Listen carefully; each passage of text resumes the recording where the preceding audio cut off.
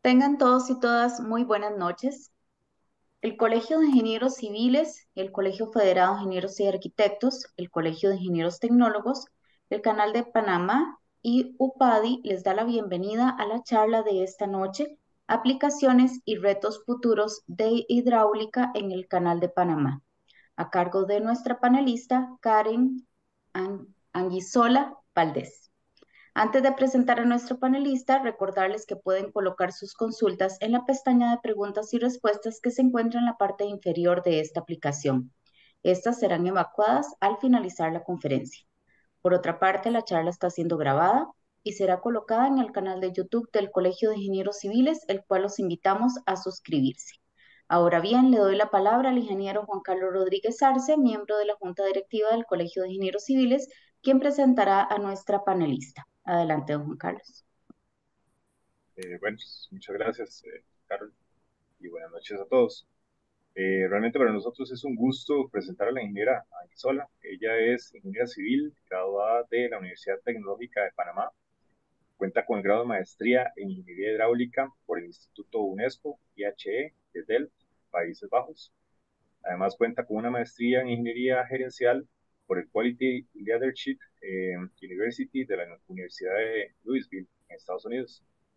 Ella cuenta con experiencia en diseño y desarrollo de proyectos de infraestructura hidráulica y actualmente labora en la Autoridad del Canal de Panamá.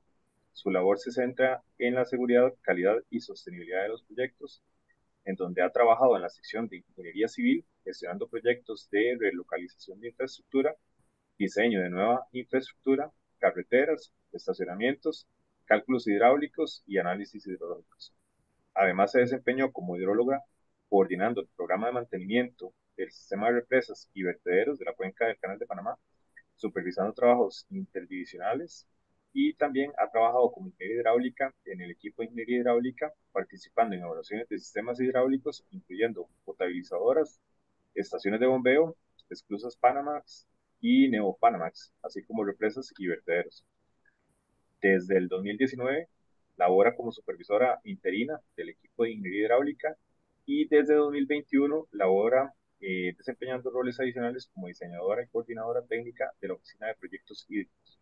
Esta oficina colabora con el Cuerpo de Ingenieros de Estados Unidos y otros contratistas para desarrollar un portafolio de proyectos que asegure la calidad y cantidad de recursos hídricos para los próximos 50 años en la cuenca del Canal de Panamá, para uso humano y servicio de tráfico marítimo. Perdón.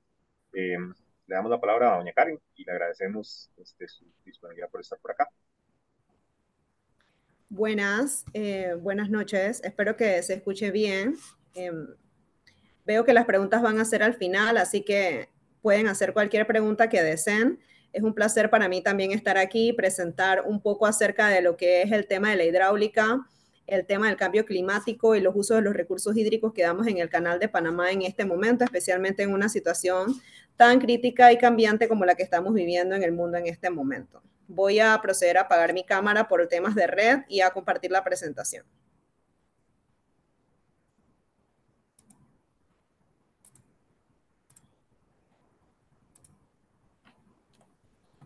Se ve bien, ¿verdad? Sí, es correcto. Ok. Bueno, el día de hoy yo les voy a hablar un poco acerca de las aplicaciones y retos futuros de hidráulica en el Canal de Panamá. Esta es una agenda de lo que vamos a ver el día de hoy. Una pequeña introducción, unos datos generales acerca de qué es la cuenca del Canal de Panamá y de qué está compuesta, cómo se define la palabra sostenibilidad para el Canal de Panamá, cómo hacemos el uso del recurso hídrico, qué es lo que definimos como capacidad y demanda dentro del canal, cuáles son los desafíos y cómo estos desafíos nos han llevado a crear nuevas oficinas y nuevos proyectos hídricos para desarrollar a corto, mediano y largo plazo. Y les voy a hablar un poco acerca de qué se hace en ingeniería hidráulica dentro del Canal de Panamá de forma específica, para finalmente terminar con los retos a corto y largo plazo y algunas conclusiones.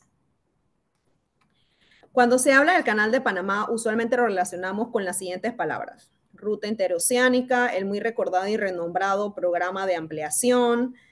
Voy a poner el puntero, creo que así es más fácil. el reconocido programa de ampliación, lo que se conoce como buques Neopanamax o Neopanamax, el mantenimiento que es la clave para poder que el sistema funcione de manera adecuada, la ruta que marca el comercio mundial de los buques a través que atraviesan el canal de Panamá, una infraestructura y una organización que aporta ingresos directos e indirectos al país de Panamá principalmente y también al mundo. Pero lo que principalmente se habla cuando se habla del canal de Panamá es el elemento que mueve los barcos, que es el agua. Definitivamente que la disponibilidad del agua es el desafío actual más grande que tiene el canal, principalmente porque si lo tenemos en exceso es necesario controlarlo y evaluar el riesgo que esto representa. Para este tipo de situaciones se puede recordar, por ejemplo, un evento muy significativo que tuvimos en el 2010, que fue la tormenta La Purísima, donde hubo un exceso de agua y hubo que controlarlo y manejarlo de la mejor manera posible. Pero más frecuentemente y en periodos más recientes, lo que ha sucedido es que el impacto del cambio climático ha provocado sequías más frecuentes y extensas que en los últimos años. Quizás ustedes podrán haber visto en algunas noticias que esto impacta grandemente al canal de Panamá, porque el agua es el factor principal que mueve los barcos.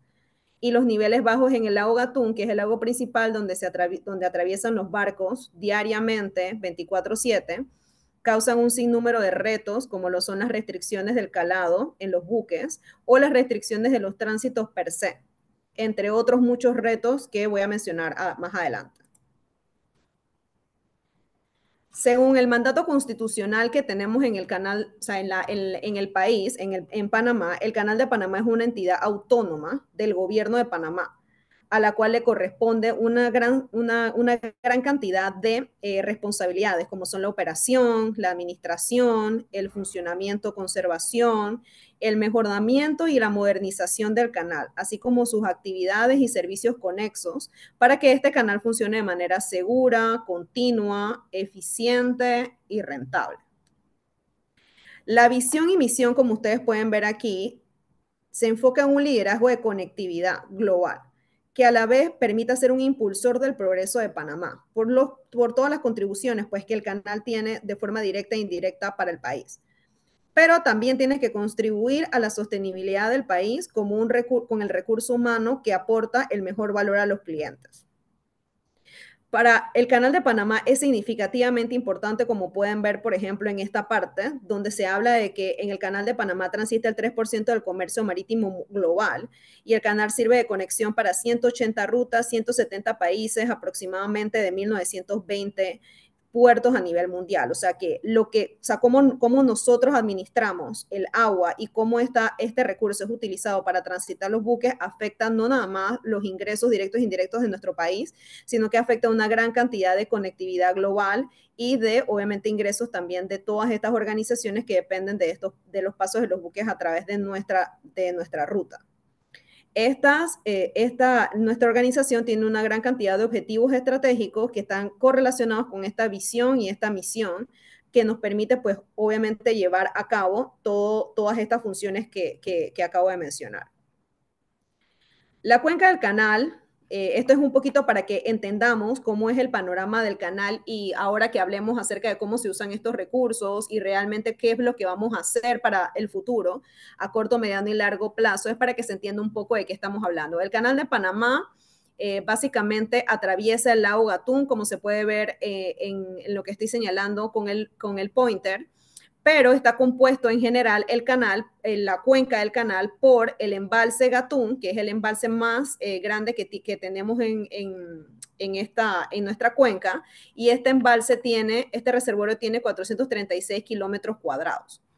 Pero a la vez existe un embalse más pequeño, que es el denominado embalse Alajuela, que está aguas arriba del embalse Gatún, que también colabora o contribuye a cómo funciona el sistema completo de uso de agua hacia el lago Gatún. El lago Alajuela suple de agua a través de hidrogeneración o vertidos al lago Gatún y permite el uso eficiente del recurso. Este reservorio tiene un tamaño significativamente menor, un área significativamente menor de 50.2 kilómetros cuadrados. Adicional a esto, tenemos una estación seca que va de diciembre a mayo y una estación lluviosa que va de mayo a diciembre. Sin embargo, como han podido ver, este tema del cambio climático ha hecho muchos cambios, especialmente en este año, que ha sido uno de los años más secos y ya se ha hecho una declaración de año niño, pues todavía estamos en un periodo de tiempo en el que todavía no han entrado, ni siquiera ahora en noviembre, las lluvias o las precipitaciones de acuerdo a las expectativas que normalmente se dan. O sea, no estamos viviendo un año promedio, estamos viviendo un año completamente seco. Las precipitaciones anuales en el Caribe son de 3.300 milímetros y las del Pacífico son de aproximadamente 1.500, haciendo un promedio en general de 2.700 milímetros. Es importante también mencionar que el canal tiene una longitud de navegación de 80 kilómetros, como se puede ver en esta sección que estamos viendo aquí. Existen 3 carriles de esclusas, dos de Panamax y uno de Neopanamax. Los 2 carriles de esclusas Panamax son las esclusas de Miraflores, Pedro Miguel y Gatún en el Atlántico y estas 2 en el Pacífico. Y de las esclusas Neopanamax hay un carril que está compuesto por las esclusas de Cocolí y las esclusas de Agua Clara. Todos los días los buques o las navieras entregan el comando o el control de los buques a los prácticos o pilotos del Canal de Panamá para que ellos pasen buques del Atlántico al Pacífico, del Pacífico al Atlántico, haciendo más o menos el recorrido que pueden ver aquí. Van desde un nivel del mar, suben hacia el lago Gatún y luego nuevamente bajan al nivel del mar. Cuando se habla del tema de sostenibilidad del canal de Panamá, se deben garantizar 3 cosas específicas. Se debe garantizar la calidad y cantidad del agua, como se puede ver aquí, pero principalmente esta calidad y cantidad de agua tiene un uso específico. A pesar de que se habla del Canal de Panamá como el tránsito de los buques, realmente la prioridad para el Canal de Panamá es asegurar que el uso del agua dentro de nuestra cuenca, tanto el agua Alajuela y el agua Gatún, que es de donde se extrae una gran cantidad de agua para potabilización, es garantizar el agua para el consumo humano. Esa es la prioridad número 1. Y posterior a esa prioridad se tienen que satisfacer el resto de las necesidades que son para mantener una rentabilidad y eficiencia en las operaciones de los tránsitos del canal. ¿Cómo se usa esta agua? El agua que nosotros usamos en el canal tiene distintas distribuciones. Como ustedes pueden ver aquí en esta gráfica, se puede ver desde el 2010 hasta el 2023 cómo se ha venido haciendo la distribución de estos usos de agua. Estos usos dependen también grandemente del tema de las lluvias y demás, y de los consumos, y también de cómo se ha dado la navegación o la cantidad de buques en los tránsitos en general, pero los utilizamos para potabilización, hidrogeneración. Obviamente se da un porcentaje de uso de agua que se pierde por evaporación, vertidos cuando los niveles están muy altos y no hay capacidad de almacenamiento, es necesario hacer vertidos. Principalmente el agua se utiliza para consumo humano, para navegación. Cuando hay exceso, se hidrogenera, se trata de sacar el máximo beneficio, y cuando ya todavía se tiene un remanente, entonces se tienen que realizar los vertidos a través de los vertedores. Está obviamente el tema de los esclusajes, y para el tema un poco de la intrusión salina se da unos porcentajes de usos para conservación de calidad del agua. También se hacen usos de recursos para concesiones y fugas y otros misceláneos que se pudieran estar extrayendo, que son cantidades muy pequeñas. Una de las principales extracciones del lago Gatún o usos de agua, aunque la mayor cantidad de agua que se utiliza es para la navegación, hay un volumen significativo de agua que se extrae para potabilización. Y como les decía, el tema del uso de agua para consumo humano es la prioridad 1. Y aquí pueden observar cómo desde 1968 hasta el 2017, que fue la gráfica que se pudo obtener para esta presentación, cómo se ha venido dando el incremento de la extracción de agua para potabilización. Y es necesario resaltar que no toda el agua que se extrae del lago Gatún o del lago Alajuela es efectivamente administrada por el Canal de Panamá. Algunas de estas potabilizadoras, un gran porcentaje de estas tomas y potabilizadoras, son administradas por el gobierno, y obviamente se toman decisiones en función de las necesidades que tenga el país o las zonas aledañas a la cuenca, y se hacen estas extracciones tanto en el Pacífico como en el Atlántico. Y algunas de estas potabilizadoras sí las administra el Canal de Panamá, como lo son una potabilizadora en el Atlántico, que es la potabilizadora de Monte Esperanza, hay una en el área de Panamá Oeste que se denomina Mendoza y está la planta de Miraflores que es en el lado del sector Pacífico. Aquí pueden ver, bueno, se ve un poco pequeño, pero cada uno de estos rectangulitos que ustedes ven aquí son zonas donde hay una extracción de agua para consumo humano. Son las tomas de agua que se extraen y muchas de estas están siendo ampliadas en este momento y el gobierno tiene planes de ampliación de algunas de estas potabilizadoras también a futuro a corto plazo. Quiero hablarles un poquito acerca de cómo definimos el tema de la capacidad y la demanda para que se entienda el problema, por decirlo de alguna forma, la problemática o la situación que estamos viviendo en este momento. Actualmente, hay tres procesos principales para entender el funcionamiento del canal. El primer proceso es la demanda de los buques. Esta que se ve aquí, que es la demanda de los buques, que es la línea azul, que se determina por la estructura de peajes, las condiciones económicas y existe una demanda global para utilizar en el sistema por parte de las compañías navieras y de los clientes del Canal de Panamá. O sea, esta es la demanda de los buques, que puede ir en crecimiento como se ve en esta imagen. El segundo proceso es la capacidad del sistema. O sea, nosotros podemos tener una gran demanda, pero estamos limitados por la capacidad que tiene nuestra infraestructura operacional.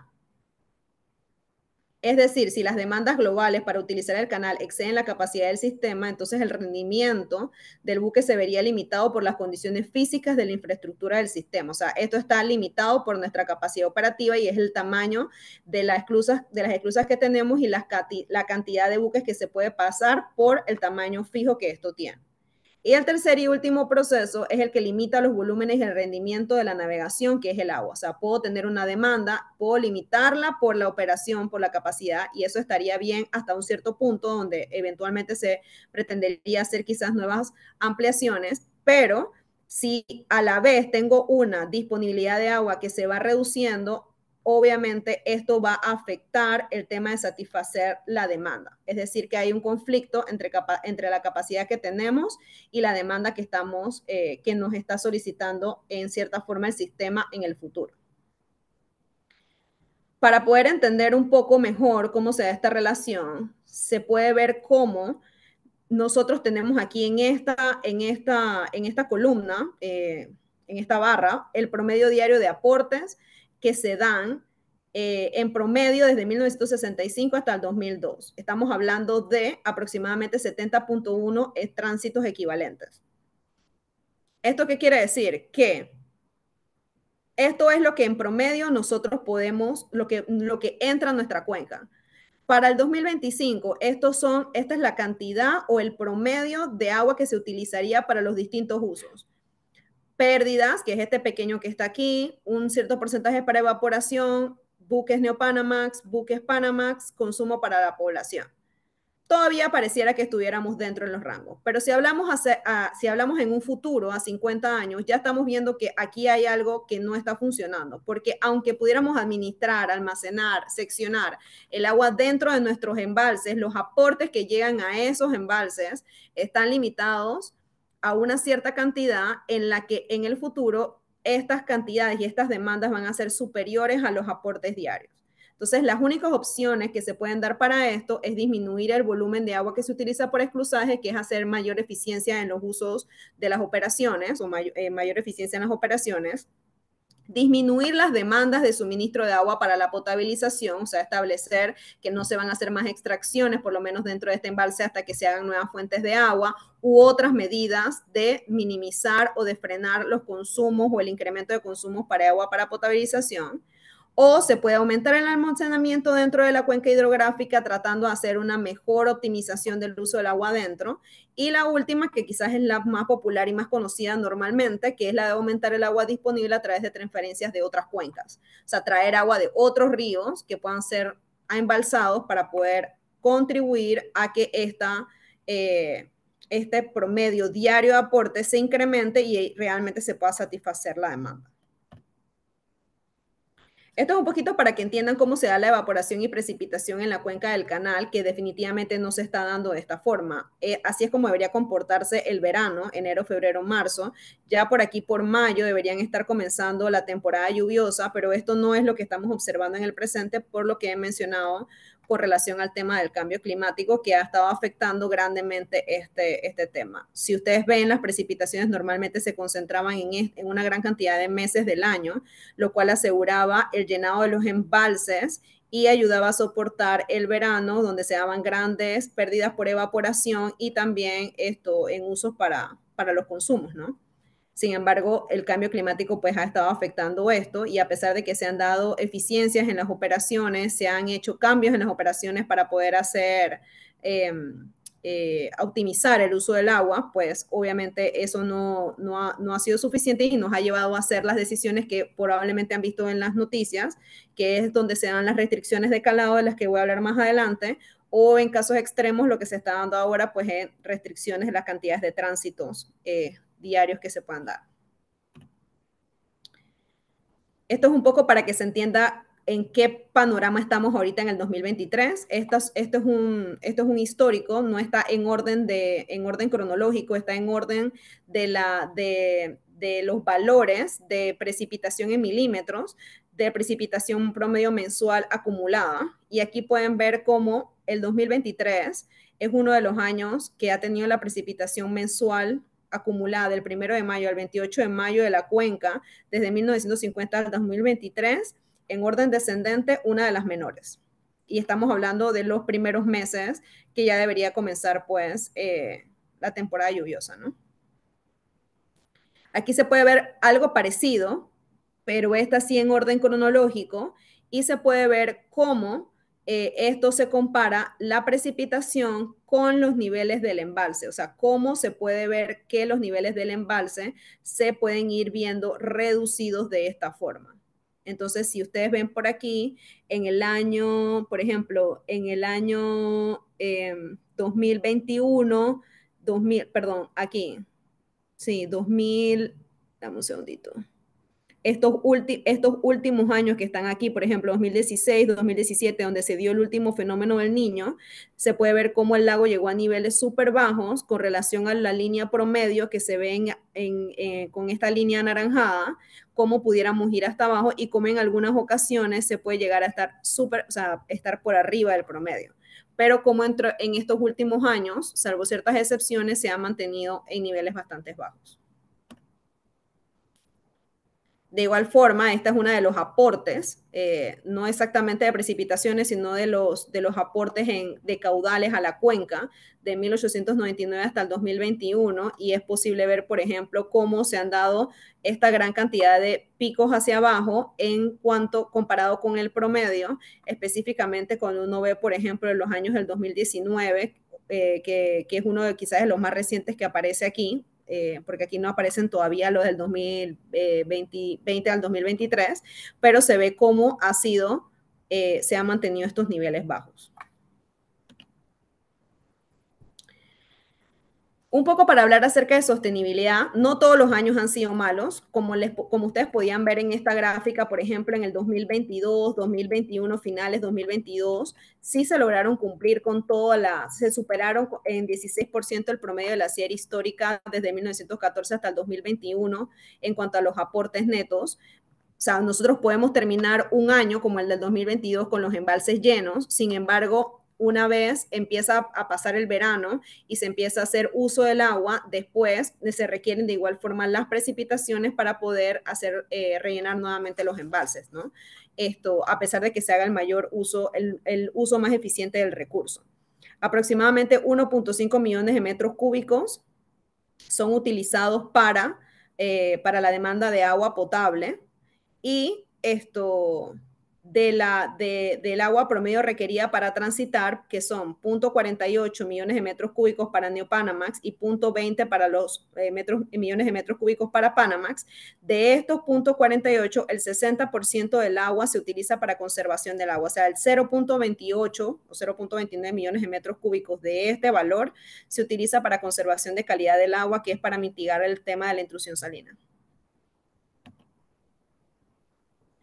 Los desafíos del canal, que el canal enfrenta ahorita, para decirlo como de manera bastante general, estamos enfrentando el tema de las restricciones de calado. el calado no es más que la distancia libre que queda desde la quilla del buque hasta el fondo del canal de navegación. Y a medida que el nivel del lago va bajando, esta distancia se va disminuyendo y esto implica que los buques tienen que venir menos cargados para poder evitar encallar dentro del canal de navegación. Entonces, para evitar este tipo de situaciones, el canal hace una cantidad de pronósticos y anuncia con semanas de anticipación a las navieras cuál va a ser el calado que van a poder asegurar en el futuro corto plazo. Eso lo hacen en función de una cantidad de modelos que se realizan y de pronósticos que se realizan para conocer cuáles son los calados que van a poder asegurar. Entonces, eso no diría que es una desventaja, es la situación que se da y obviamente los buques tienen que venir menos cargados al momento de transitar. El tema de las restricciones, por ejemplo, de los tránsitos, cuando ya después de que los niveles van bajando y simplemente se van dando las restricciones de calado y aún así los niveles, o sea, el tema de la restricción de calado se da simplemente porque el lago va bajando de nivel. Sin embargo, llega un punto en el que hay que asegurar un nivel de almacenamiento para el consumo de agua potable. Y como hay que asegurar ese consumo para agua potable, es necesario eventualmente hacer lo que estamos haciendo en este momento, que es hacer una restricción de la cantidad de buques que pasan, porque por cada buque sí hay una cantidad de volumen de agua que se utiliza para poder realizar el tránsito. Entonces, para poder hacer un ahorro diario de esa agua, se hacen restricciones inicialmente de tránsitos de buques Panamax, y luego se llegan a hacer restricciones de buques Neopanamax, como la restricción de un buque Neopanamax que se hizo a partir del 1 de noviembre del 2023. Obviamente estas restricciones de buques hace que las filas de espera sean más largas y estas filas de espera pues obviamente generan también emisiones de carbono, que son desafíos que hay que contrarrestar en el futuro. También hacemos cargos de agua dulce, que es que este es el único canal o la ruta interoceánica que se podría decir en la que puedes transitar un buque a través de agua dulce. Y por el tema de agua dulce, pues se hacen unos cargos específicos para los buques dependiendo de las esloras. Y también se tienen unas tarifas fijas y variables en función de cómo se encuentra el nivel de reservorio. Hay estructuras de peaje que se han ajustado, las tarifas han sido fijadas, se han reducido de una gran cantidad de tarifas de peaje que se tenían a una estructura más simplificada, que está referida acerca del tamaño de la esclusa que está siendo utilizada y una tarifa también en función de la capacidad por el tipo y el tamaño de buque que se está haciendo. Antes había aproximadamente, si no mal recuerdo, aproximadamente 65 de estructuras de tarifas de peaje y se redujo significativamente. También hay condiciones externas que afectan, que representan desafíos para el canal, como lo son la guerra de Ucrania, el impacto del gas natural licuado, la recesión económica que afectaba el paso de los buques, la acumulación de inventarios por la incertidumbre en la fabricación en Asia, los subsidios que bajan el poder adquisitivo de las personas provocando un menor comercio. O sea, hay una gran cantidad de condiciones externas a las que el Canal de Panamá tiene que prestar atención, evaluar, analizar y meter dentro de sus variables al momento de hacer sus pronósticos y ver cómo va a ser realmente el mercado, cómo se va a comportar el mercado en función de todas estas otras variables. También otro de los desafíos que tenemos son las inversiones en los proyectos hídricos, o sea, escoger las mejores alternativas de nuevas fuentes de aguas o de eficiencias o de proyectos que nos van a llevar a garantizar la demanda para los próximos 50 años. Pero a la vez tenemos que garantizar proyectos de contingencias hídricas para poder garantizar a corto plazo garantizar el agua necesaria para el consumo humano y para un paso de buques que permita que la empresa siga siendo, que la organización siga siendo rentable, mientras se generan esos proyectos a largo plazo. Y también tenemos que mantener la continua capacitación, comunicación abierta, transparencia y mantener la responsabilidad social y ambiental dentro de la cuenca. Esto me lleva a una parte muy interesante, que es una de las oficinas nuevas que se ha creado dentro del Canal de Panamá hace aproximadamente 3, 4 años, en la que tengo el gusto de brindar apoyo como encargada del personal técnico, especialmente bajo un acuerdo que se ha firmado, un acuerdo de entendimiento que se firmó entre la ACP y el Cuerpo de Ingenieros de Estados Unidos, en donde el objetivo principal de esta oficina es desarrollar alternativas que permitan a la autoridad del canal de Panamá proporcionar servicios de suministro de agua para potabilización y navegación que sean confiables, que permitan lograr un rendimiento de las embarcaciones consistentemente a la máxima capacidad del sistema. O sea, se tiene que garantizar básicamente la definición de sostenibilidad que les mencionaba hace unas diapositivas atrás, en donde se habla de que hay que garantizar una calidad y cantidad como prioridad consumo humano, próximos 50 años, pero también garantizar que el rendimiento en la navegación sea consistente con la capacidad del sistema. Y para esto, o sea, no nada más existe este acuerdo de entendimiento entre la ACP y el Cuerpo de Ingenieros, sino que existen otros contratos paralelos que se están dando para temas sociales, ambientales, otros proyectos que se están dando, por ejemplo, con Deltares también para temas de calidad de agua. Y también se están haciendo análisis de distintos tipos, como lo son hídricos, económicos, análisis estructurales, estimados de costos. Se están dando una gran cantidad de proyectos de forma paralela. Básicamente en el acuerdo que tenemos con el Cuerpo de Ingenieros, que es uno de los quizás principales rubros que tiene el proyecto hídrico ahorita, se están analizando distintas etapas, como son en primera instancia estudio de medidas dentro de nuestra jurisdicción, para ver la mayor eficiencia que se pueda hacer dentro de nuestra cuenca y dentro de donde nosotros tenemos el poder de realizar medidas de forma más insofacta. Luego está el estudio de medidas fuera de nuestra jurisdicción, que implicaría negociaciones con el gobierno. Y están estudios de salinidad para control de calidad de agua, y paralelamente se está llevando a cabo un estudio de línea base de análisis de riesgo de estructuras principales que impactan dentro del lago Gatún o dentro del lago Alajuela, como lo son las represas, vertederos, presas auxiliares, esclusas, entre otros, que lo que nos permiten es conocer nuestra línea base y en función de esta línea base después analizar cómo cada una de estas soluciones o proyectos pues incrementa o no el riesgo con relación a una línea base, que es uno de los factores más importantes al momento de tomar una decisión, junto con otras muchas ponderaciones, para poder elegir un proyecto hídrico, que no va a ser un solo proyecto, probablemente va a ser una alternativa que incluya varios proyectos, que es lo que va a lograr dar la solución a lo que les mencionaba de satisfacer la demanda en los próximos 50 años. ¿Qué se está haciendo mediano a corto y a largo plazo?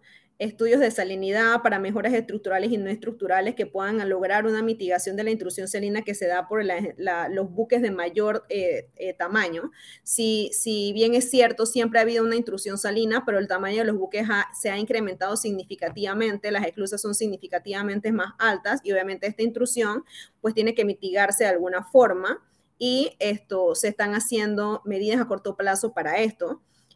También niveles operativos menores en el reservorio de Alajuela, que esto tiene que ver con tomas de agua que tienen restricciones de niveles que las opera el gobierno, y la idea es poder lograr hacer adaptaciones a estas tomas de agua que permitan que se pueda extraer agua del lago Alajuela a niveles más bajos, lo cual nos permitiría poder bajar el nivel del embalse para utilizar toda esa agua que contribuye al lago Gatún, y que se pueda hacer un uso más eficiente del agua. También se han estado analizando medidas como el dragado, una nueva fase del dragado del canal de navegación, como se dio parcialmente durante el programa de ampliación, y el uso de los cross-filling en las esclusas Panamax. El uso de los cross-filling es el cross-filling es una operación que se da en las esclusas Panamax, que tiene dos rieles, y estos dos rieles rieles o líneas de esclusas, una al lado de la otra, tienen unas alcantarillas que están en el medio de las dos carriles. Lo que se hace básicamente es que se utiliza el agua entre una y la otra a través de estas alcantarillas para poder mantener o hacer las ecualizaciones y poder que los buques puedan pasar. De esta forma se usa menos agua del lago, y entre las mismas cámaras paralelas, una al lado de la otra, se puede lograr que haya un flujo cruzado entre cámaras, y así se hace un uso más eficiente del agua y se utiliza menos agua del lago Gatún. Y a largo plazo tenemos las alternativas que yo les mencionaba, que van a ser una combinación de medidas, probablemente dentro y fuera de la cuenca, que van a ser lo que nos logre garantizar esa demanda, que es parte de los estudios que se han dado. Aquí pueden haber algunas ideas de estudios que se dieron dentro, en las primeras fases que se llevan, que son dentro de la cuenca, algunas fuera. Por ejemplo, hay embalses fuera de la cuenca que ya están creados, como el lago Bayano. Hay otros embalses que proyectos que se han analizado con mayor profundidad, como es el río Indio, que se ha mencionado últimamente bastante. Hay otros proyectos que se han estudiado también, que son como los seccionamientos del embalse Gatún, como lo son el Brazo de Trinidad, Caño Quebrado, Montelirio, están desalinizadoras, entre muchas otras, ¿no? Ok, esto termina la parte que les iba a hablar acerca de proyectos hídricos, pero también les quería hablar un poco acerca de qué es lo que se hace en ingeniería hidráulica específicamente en el Canal de Panamá. Ahorita mismo yo me encuentro encargada de la supervisión del equipo de ingeniería hidráulica, y aunque es un equipo pequeño, tiene una gran responsabilidad porque dentro de la autoridad del Canal de Panamá, la división de ingeniería es la encargada de poder dar como la fe o la validación técnica a todos los proyectos que se generan o se van a instaurar dentro del Canal de Panamá. En ingeniería hidráulica, o el equipo de ingeniería hidráulica se encarga de desarrollar distintos tipos de evaluaciones. Estos son unos ejemplos generales de lo que hacemos, como por ejemplo dentro de las esclusas hacemos mediciones de corrientes. Esto no nada más se hace dentro de las esclusas, también se hacen mediciones de corrientes en los canales de aproximación y en las entradas Atlántico y Pacífico con equipos ADCP de efecto Doppler de mediciones de corriente desde fondo. También hacemos análisis de flujos en las alcantarillas, en las cámaras de las esclusas, análisis de los comportamientos de las válvulas y de distintas estructuras existentes que hayan dentro de las esclusas. Y también participamos de lo que se llama los overhauls o los reacondicionamientos que realiza el equipo de mantenimiento, en donde se hacen cámaras secas para poder dar mantenimiento a ciertos elementos de las esclusas, y también hacen alcantarilla seca, en donde se hacen inspecciones a las diversas válvulas de las alcantarillas. En los muelles hacemos, análisis de efectos de los buques y remolcadores, especialmente temas de apoyo de estos hacia los muelles, y también se ve fuerzas de amarre de estos remolcadores u otros tipos de embarcaciones, como pueden ser lanchas, etcétera. Dentro de la infraestructura en general vemos estaciones de bombeo, se hacen análisis hidráulicos de lo que son las estaciones de bombeo, se hacen estudios hidrológicos, hidráulicos de ríos, quebradas, drenajes, de todo lo que se pueda ver, tanto de descargas al Corte Culebra como a distintas áreas de la cuenca que requieran el análisis. También se hace la hidráulica de los procesos de potabilización, como son cálculos de gradientes hidráulicos o procesos de tuberías de aducción, tuberías de conducción que estén relacionadas con el tema de potabilización, y sistemas a presión en forma general. Para represas, vertederos hidroeléctricas hacemos inspecciones rutinarias como parte de lo que se denomina como el Comité de Represas y Vertederos, que tienen que ver con el mantenimiento rutinario de estas infraestructuras. También hacemos análisis de flujo a través de los vertederos y de los vertidos que se realizan, tanto para pruebas como para vertidos oficiales. Vemos capacidades hidráulicas de los sistemas y análisis de riesgo de estos sistemas. Se brinda apoyo también para, por ejemplo, si hay un fallo en una compuerta, qué pasaría, cuál sería el riesgo, cómo serían las planicies de inundación, los análisis que se requieren para los análisis de riesgo. Para ríos y embalses hacemos flujos y planicies de inundación, que es un poco parecido a lo que mencionaba antes de los análisis hidráulicos, hidrológicos, en donde se va viendo tanto con modelos 1D o 2D, cómo se van a dar las planicies de inundación para estos ríos o drenajes. También se hacen análisis de sedimentación, de flujo de sedimentos en los ríos o en el embalse debido, por ejemplo, a procesos de dragado. El dragado es una de las fases de mantenimiento rutinario que se utiliza en el canal para poder mantener el canal de navegación con los niveles de fondo adecuados de manera consistente. Es un proceso que también se realiza constantemente para poder garantizar una navegación segura en el Canal de Panamá. También hacemos reubicaciones de ríos. Durante el programa de ampliación y un poco antes también se hicieron desviaciones de algunos ríos Eso también forma parte de análisis que se han realizado y también realizamos cálculos de confiabilidades de calado de los buques y otro tipo de métricas que se utilizan para eventualmente hacer los análisis con los análisis financieros con el apoyo del equipo de mercadeo. Es un trabajo significativamente importante porque este tema de los cálculos de confiabilidades o de las métricas se utiliza para, los análisis sí, económicos que se realizan de las distintas medidas que estamos analizando y también para ver los beneficios económicos que se van a tener.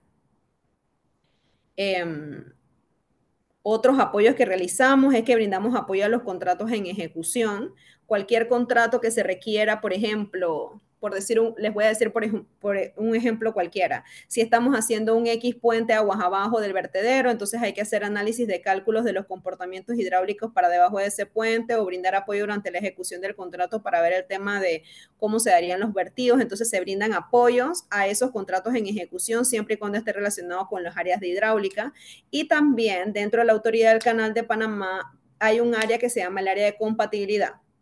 Nosotros tenemos el área de nuestra jurisdicción sobre la cual nosotros podemos ejecutar cambios, que es básicamente la cota de 100 pies PLD en el lago Gatún y 252, si no me equivoco, en el lago Alajuela. Y por fuera de esto hay una zona que es la zona de compatibilidad en donde cualquier esfuerzo que se haga, ya sea por organizaciones o entidades externas, a pesar de que sí se pueden hacer otro tipo de actividades, hay que asegurarse que esas actividades no interfieran con el manejo o el comportamiento o las funciones que se realizan en el Canal de Panamá. Para esto se hacen diversos procesos. Uno de esos procesos son permisos, son autorización de permisos de compatibilidad para poder que puedan entrar y hacer efectivamente los diseños o las construcciones que se quieran hacer para los análisis iniciales que se están haciendo y otras son las autorizaciones de inicio de obras cuando ya se van a ejecutar esas obras dentro de esa área para evitar que haya conflictos con las funciones y que realmente se produzca una interferencia con el funcionamiento seguro y continuo del canal. Ok, les voy a presentar rápidamente unos ejemplos de lo que hacemos en ingeniería hidráulica. Solo voy a mostrar 3 ejemplos porque, como ustedes pueden ver aquí, hay una gran cantidad de cosas que hacemos en el equipo de ingeniería hidráulica. Sin embargo, esto no daría el tiempo para mostrarles muchísimas más. Así que voy a mostrar estos. Por ejemplo, aquí hay un ejemplo de un río en donde se estaban haciendo análisis de unos cajones pluviales. Y para este análisis se hizo, por ejemplo, un modelo en GECRAS 2D, se hicieron con topografía los levantamientos del río y también del tema de los cajones pluviales, se hicieron las simulaciones, se hizo también el análisis hidrológico, antes esto no lo coloqué aquí para poder conocer los caudales que se iban a introducir en el sistema, y con el apoyo de nuestro equipo de topografía, que también pertenece a la división de ingeniería, se hacen los levantamientos, se hace el montaje del modelo y se crean pues estos resultados en donde se permite ver las profundidades del agua, velocidades, elevaciones y se permite dar una confirmación acerca de las dimensiones de los cajones necesarios para esta solución. Acá les presento otro ejemplo de proyectos que hemos realizado. Por ejemplo, se da el impacto debido al fallo de las compuertas de un vertedero, del vertedero de Madden, que es el que almacena el agua Alajuela.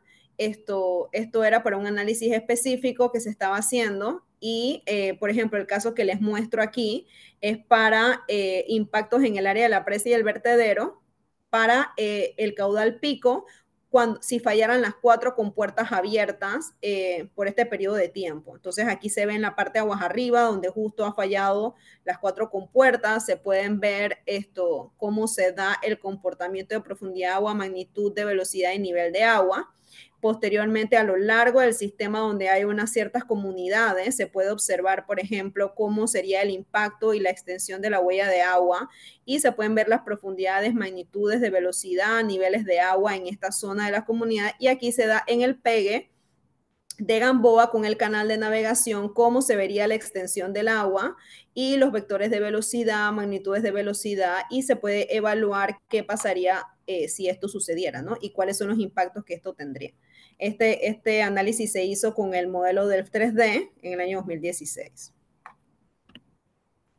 Y también hacemos análisis, por ejemplo, como de los CFD, de Computational Fluid Dynamics. Por ejemplo, este caso específico fue hecho con el software ANSYS para la bifurcación de una estación de bombeo de agua cruda, donde se quería saber para poder poner una bomba de respaldo en una bifurcación y evitar tener flujos asimétricos que pudieran causar cavitación en la estación de bombeo, que es una estación de bombeo existente de una potabilizadora que brinda agua a una gran cantidad de personas en el área oeste de Panamá. Y se hizo pues esta modelación con la bifurcación, se hicieron las calibraciones y se verificaron que estas velocidades se mantenían dentro de los parámetros del manual del Instituto Hidráulico y que se podía hacer el proyecto de forma exitosa. Esto se realizó con ANSYS en el 2019. Finalmente, y para ir más o menos terminando y dar un espacio para las preguntas, los retos a corto plazo implican pues lidiar con el tema del fenómeno del niño y los impactos que esto tendría en los niveles del agua, específicamente el tema que tiene que ver con el cambio climático, que es una de las cosas que más nos ha impactado.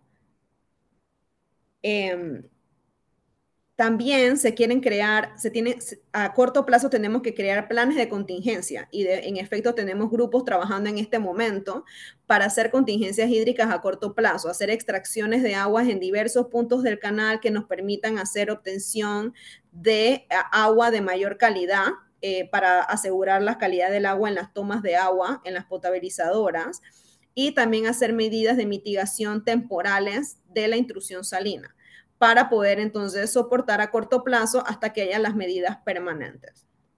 Se va a continuar con el uso de medidas de ahorro que se han establecido de hace 5 años para acá, como es el uso de las tiendas de reutilización de agua, los cruzajes cruzados que les mencionaba hace un rato de los cross-filling. También se hacen calendarizaciones de tránsito para que el uso sea eficiente, para el uso eficiente del recurso, ya en las diversas cámaras. Se han también hecho revisiones con el personal de tráfico marítimo para poder hacer una revisión al sentido del tránsito y la calendarización de los buques que van en dirección norte y sur para hacer el máximo uso de agua de la manera más eficiente, o sea, calendarizarlos y colocarlos de manera que vayan juntos o cercanos para poder que de esta forma se haga un uso más eficiente del agua.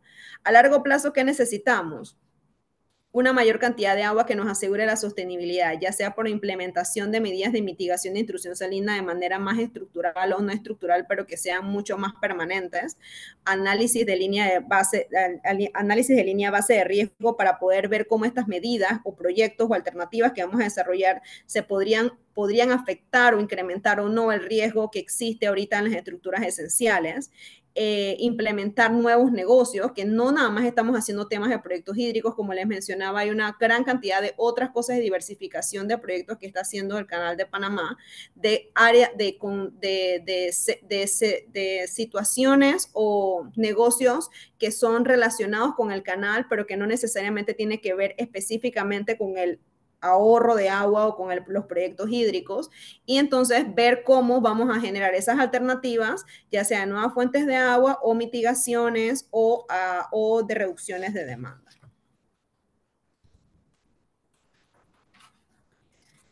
Lo último, y para terminar, pues es simplemente un recorderis de todo lo que sería el tema de las conclusiones, de quizás el mensaje que queremos llevar, es que el mundo y Panamá está experimentando un cambio de patrones meteorológicos, dentro del cual se incluye un incremento en temperaturas, tanto en el Pacífico como en el Caribe, que se ha estado dando de manera simultánea, lo cual ha brindado un aporte significativo al cambio de las precipitaciones, lo cual nos está causando un gran impacto, creo que a nivel mundial.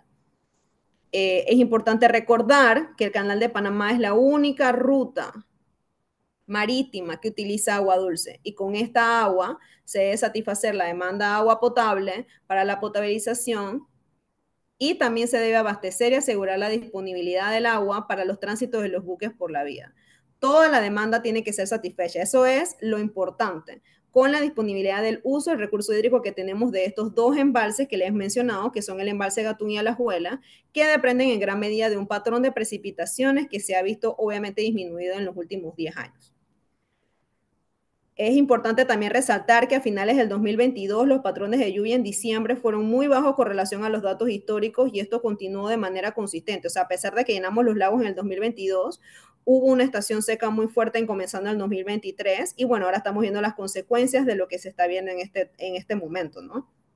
Lo cual quiere decir que dependemos en gran medida nuevamente de las precipitaciones y que debemos encontrar soluciones a largo plazo de manera permanente que nos ayuden a poder controlar de mejor manera o manejar de mejor manera el tema del uso del agua. Bueno, los usos del agua dependen en gran cantidad de las esclusas utilizadas, no específicamente del tamaño del buque, sino de la esclusa que está siendo utilizada para pasar los buques, ya sea la Neo o las Panamax. Obviamente las Neo son mucho más grandes, por lo que la única medida instaurada para lograr un ahorro significativo de agua es realmente hacer la restricción en los tránsitos. Por eso se ha tratado de comenzar con las restricciones con los Panamax, pero ya a partir del 1 de noviembre se ha hecho la primera restricción de un buque, de un tránsito Neo-Panamax. Estas restricciones han creado colas, como me imagino que han visto en 1 millón de noticias. Sin embargo, estas colas en comparaciones con años anteriores no han sido un cambio tan significativo como nos hemos imaginado, como se ha planteado. Por ejemplo, el máximo número de buques en espera ha sido de 163 en el 9 de agosto del 2023. Sin embargo, en la temporada alta, el número de espera puede llegar hasta 120 y en temporada baja 72. O sea que tampoco había una diferencia tan significativa, pero sí es importante tomar en cuenta que las navieras son nuestros clientes y hay que considerar que el tiempo de espera es importante para ellos y hay que encontrar las medidas para poder seguir brindando el mejor servicio que se pueda y así garantizar que los clientes mantengan la ruta. Ahorita mismo, pues el 70% de los buques que transitan el canal requieren 44 pies de calado, que es un nivel del lago de 79 pies PLD. El máximo nivel que podemos obtener es de 89 pies PLD y para que tengan una idea, el nivel que tenemos hoy al 16 de noviembre del 2023, del día de hoy en la mañana, era 80.70 pies PLD. Para poder llenarlo, definitivamente que va a ser imposible, probablemente a menos de que tengamos unas grandes precipitaciones de aquí a diciembre, se ve bastante complicado. Entonces, por eso estamos haciendo uso del tema de las contingencias hídricas para poder garantizar el recurso para el verano fuerte que viene a corto plazo. Y bueno, lo más importante, quizás lo que siempre queremos mencionar a todo mundo, es que a pesar de todas estas condiciones, una de las cosas más importantes que tiene el Canal de Panamá es un personal altamente capacitado y preparado para poder enfrentar este tipo de situaciones y que está brindando la mayor cantidad de recursos, estamos brindando la mayor cantidad de esfuerzos, análisis, pronósticos y tecnologías que tenemos a nuestra disposición en este momento para poder garantizar el uso del recurso de la manera más eficiente y la rentabilidad para el país, ¿no? Para la organización y para el país. Y que seguimos operando el canal de manera abierta, continua y permanente. Bueno, eso sería todo. Muchas gracias por su atención. Espero no haberme pasado del tiempo. Cari, muchas gracias. Más bien, tenemos un par de preguntas por acá. Igual, les invitamos a que si tienen alguna pregunta que la pongan en la parte de preguntas, para la redundancia. Nos dicen que, ¿por qué se da la salinidad? ¿Por qué es que se le teme? Ok. El tema de la salinidad es un tema que siempre ha existido, que de hecho en los inicios del Canal de Panamá, una de las tomas o de las tomas de agua de aquí, de la ciudad de Panamá, de la zona del Pacífico, que es una toma que se llama la toma de Paraíso, originalmente estaba en una zona que se llama Miraflores, cerca de donde están las esclusas de Miraflores, donde se creó el lago Miraflores eventualmente. Y esta toma tuvo que ser reubicada hacia la zona de Paraíso casualmente por el hecho de que se estaba dando una intrusión salina. Esto se debe a que por la corriente de densidad, básicamente porque el agua salada es mucho más pesada y cuando las compuertas se abren en los accesos hacia los océanos para permitir el paso del buque, la corriente con mayor densidad va a ir en el fondo y va a entrar.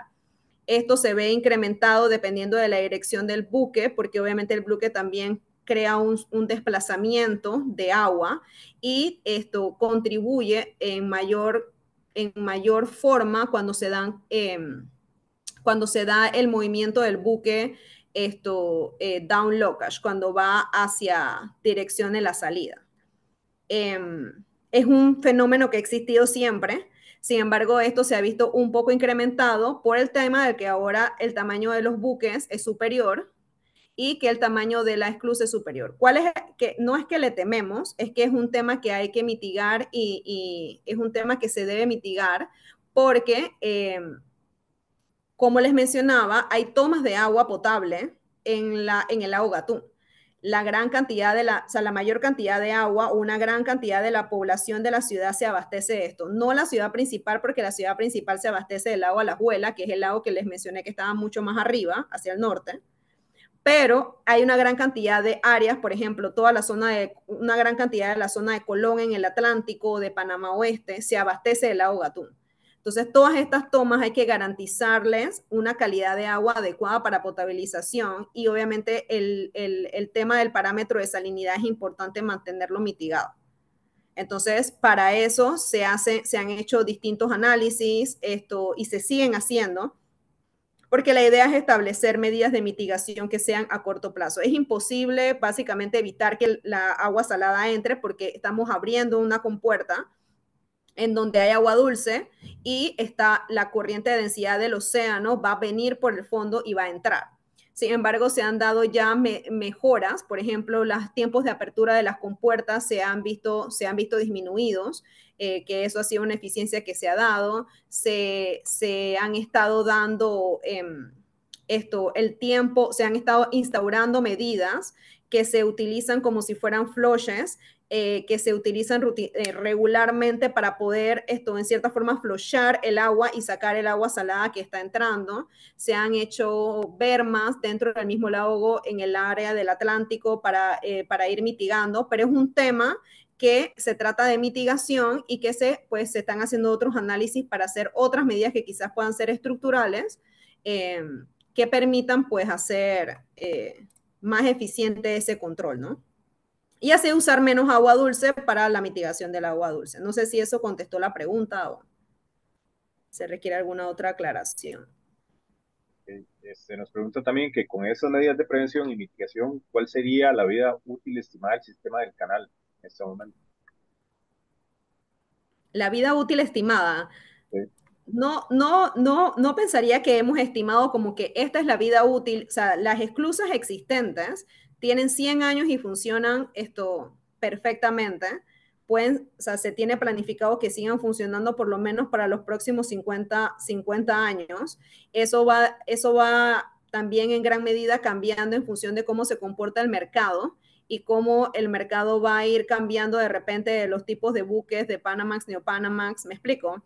O cómo eventualmente podríamos requerir hacer un tema de un cuarto juego de esclusas que nadie lo puede descartar para buques de mayores tamaños, ¿no? Es un tema que marca el mercado, pero por temas de mantenimiento y de uso, el sistema se le da un mantenimiento rutinario arduo, que es el que ha mantenido que las esclusas funcionen por todos estos 100 años y continúen funcionando de manera efectiva y eficiente todo este tiempo. Así que no podría decir como que de aquí a tanto tiempo esto va a dejar de funcionar, porque no es algo que se ha previsto siempre y cuando se le siga dando mantenimiento. Y nos preguntan que si se han manejado opciones de desalinización de agua marina para incrementar la disponibilidad hídrica para la operación de las esclusas, particularmente en los inferiores. Sí, se han hecho como parte de las medidas que les mencionaba de los estudios que se han estado dando dentro de nuestra jurisdicción. Uno de los estudios que se evaluó y que se viene analizando desde un tiempo atrás es el tema de desalinizadoras. De hecho, se estudiaron diversas metodologías, se hizo todo un estudio acerca de las diversas metodologías de desalinización que existen y cómo estas, en función de costos también y costo-beneficio, nos podrían contribuir. La realidad es que ustedes deben conocer que el tema de desalinización tiene un alto costo energético y que la cantidad de agua que necesitamos, pues obviamente quizás funcionaría en cierta forma como para el tema de las potabilizadoras y en ciertos casos ciertas potabilizadoras. Entonces, el tema de costo-beneficio no sale algo muy rentable como para esto, como para poder instaurar como una solución permanente al sistema, comparándolo con traer nuevas fuentes de agua o con establecer medidas de mitigación permanente que de repente ya va a mitigar un poco la intrusión. Entonces, esto sí se ha estudiado. De hecho, en el presente estamos haciendo unas ciertas evaluaciones para planes piloto, pero esto no se ha decidido todavía. Bueno, hasta el momento no se ha tomado ninguna decisión completa acerca de cuál va a ser la solución o la alternativa que va a mezclar varias soluciones, pero sí, es algo que se evaluó, se vio que no era muy rentable por lo que menciono de costo-beneficio, pero que igual se sigue evaluando para ver si se pueden instaurar planes piloto como para terminar las confirmaciones, ¿no? de la versatilidad de estos sistemas. Que nos pregunta que los proyectos de embalses del río Indio en el oeste y el lago Bayano en el este, ¿por qué no se han consolidado como proyectos que reforzarían el uso de agua para consumo de agua potable y así permitir el resto del uso para el tránsito ininterrumpido de los barcos? Ok, sí, para el tema de Bayano, que está en el este, es un embalse existente, de hecho, pero este embalse existente está en una concesión con una hidroeléctrica. Entonces, para el tema del análisis del lago Bayano, el uso del agua de Bayano, sí se hizo un estudio, de hecho, con un contratista hace un par de años atrás, y se hicieron análisis de alternativas para captar aguas arriba y aguas abajo. O sea, es un proyecto que se ha estudiado. ¿Por qué no se ha consolidado? La respuesta para ambas es que tiene que ver con negociaciones con el gobierno. O sea, la ACP puede establecer, o sea, entrega los reportes, o sea, de hecho, los análisis que se hicieron de Indio y de Bayano se hicieron en conjunto entre el gobierno contratando al canal, el canal haciendo esta contratación de análisis de diversos proyectos, entre estos estaba Indio, estaba Bayano, y esto se le entrega al gobierno. Sin embargo, nosotros tenemos poder de ejecutar proyectos hasta unos ciertos montos de dinero y dentro de nuestra jurisdicción. Una vez se sale de nuestra jurisdicción, que es lo que está un poco dentro de nuestra cuenca, porque no todo exactamente dentro de la cuenca es lo que mencionaba acerca de las cotas y demás, que tiene una delimitación.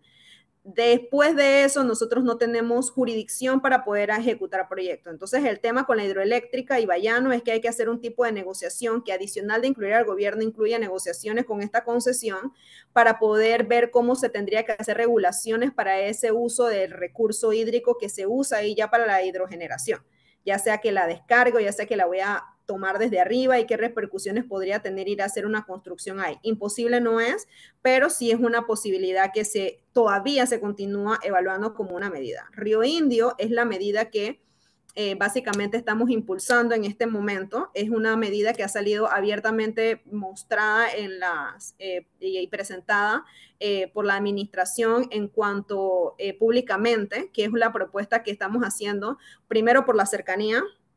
Segundo, porque es el proyecto que más se ha estudiado de todos los otros proyectos que tenemos, por la urgencia que se tiene de la necesidad del agua, y es un proyecto que está en proceso que ha sido presentado pues obviamente al gobierno y se tiene que esperar una respuesta de solución de cómo se va a manejar el tema de esto, porque dentro del canal tenemos unas ciertas restricciones de creación de nuevos embalses o de manejo dentro de cuencas fuera de nuestra jurisdicción. Okay, nos preguntan que si las tinas de ahorro de agua están cumpliendo su cometido de ahorro de agua sin impactar el tema de la salinidad en las esclusas Neopanamá. Las tinas de reutilización de agua están siendo utilizadas en un porcentaje del tiempo para ahorro de agua, no en el 100% del tiempo. Sí tienen un pequeño impacto en el tema de la salinidad, pero es un tema que está siendo mitigado con otras medidas que también utilizan el uso de las tinas para poder hacer procesos de mitigación. Pero sí, por ejemplo, en este momento que estamos teniendo esta escasez de agua, se están haciendo uso de las tinas de ahorro de agua para poder entonces cumplir con los objetivos que estamos realizando, ¿no? Que estamos tratando los ahorros que se están tratando de lograr para poder garantizar la demanda. Okay, nos preguntan también que si se ha estudiado la posibilidad de hacer planificación urbana de la gran zona del canal para disminuir la demanda hídrica de consumo urbano. Sí, Sí, se han hecho planteamientos, o sea, el canal en algún momento en el pasado hizo una contratación para análisis del pronóstico de usos de agua, de demanda municipal e industrial a largo plazo, que son las demandas de agua que se utilizan básicamente para estos pronósticos a largo plazo que ustedes han visto a los próximos 50 años. Sin embargo, siempre hay situaciones cambiantes, temas como de la migración, temas como la pandemia, cosas que de repente no se esperan, guerras, etcétera, que pueden cambiar todas estas cosas dentro del territorio, pero sí se tienen estos pronósticos. Y el tema de la planificación urbana es un tema que lastimosamente no le corresponde al Canal de Panamá, es un tema que le corresponde al gobierno.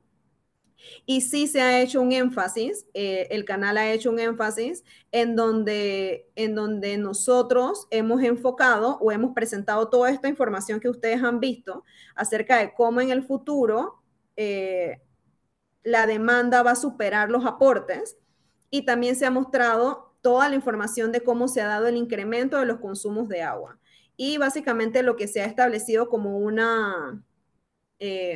requisito después de las potabilizadoras o las tomas de agua nuevas que se están usando, es que básicamente las nuevas tomas de agua, o es lo que se está tratando de instaurar, que todas las tomas de aguas nuevas que quieran ser instauradas después de las que ya han sido aprobadas hasta este momento, pues tendrían que venir con una nueva fuente de agua o aporte adicional, con el enfoque de que no nada más se tenga como, por decir, alguna olla donde yo simplemente voy a sacar, sino como que tengo que también asegurar de dónde viene el aporte adicional para el cual yo voy a extraer esa agua. Pero sí, desarrollos urbanos, en teoría el gobierno ha planteado que ha estado desarrollando el tema de también poner medidores, de verificar cómo se va, o sea, cómo podrían mejorar el uso o eficiencia del agua, porque hay una gran pérdida de agua en el sistema, en general en las tuberías dentro de Panamá, que se pierde. O sea, nosotros somos uno, creo, de los países con mayores consumos de agua potable que existe, pero no necesariamente por el tema, o sea, seguimos extrayendo, pero quizás podríamos hacer mejoras en cuanto al tema de la distribución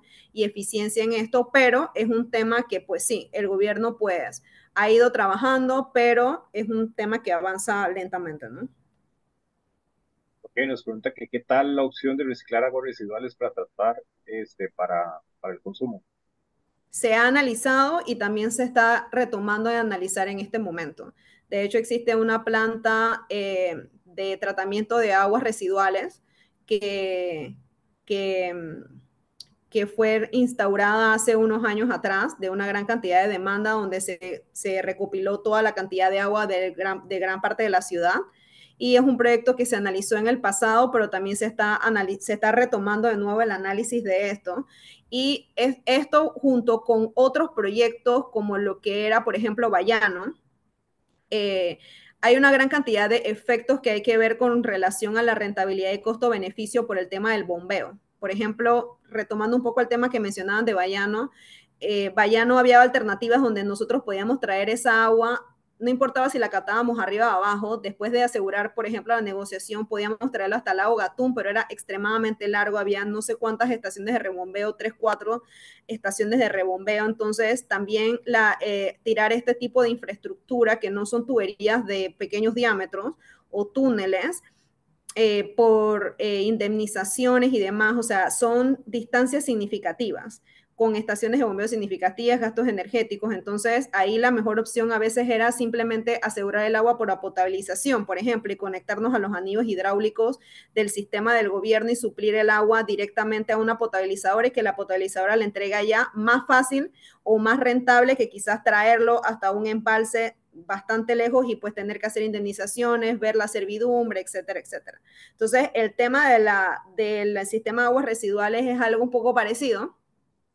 Está lejos, habría que bombear, entonces es un tema que quizás no es que se ha descartado, porque como les digo, ninguna medida se ha descartado por el momento, sino que se están analizando todas de manera paralela. Ahora, con más énfasis las de fuera de nuestra jurisdicción, esta es una de las que se está evaluando también. Ok, nos quedan un par de preguntas por responder, pero por un tema de tiempo vamos a tener que dejarlas pendientes, digamos, de respuesta. Lo que hacemos es que se las vamos a remitir a doña Karen para que nos ayude a responder posteriormente y tal vez por correo electrónico. Eh, Carol, ¿me ayudas con el cierre, por favor? Sí, claro. Muchísimas gracias a todas las personas que nos acompañaron. En este momento les estoy pasando una pequeña encuesta para que por favor la llenen antes de salirse de la aplicación. Le damos las gracias a Karen por la excelente conferencia y recordarles que queda la grabación en el canal de YouTube del Colegio de Ingenieros Civiles que muy posiblemente ya el día de mañana esté colocada. Gracias, buenas noches a todos. Buenas noches, gracias.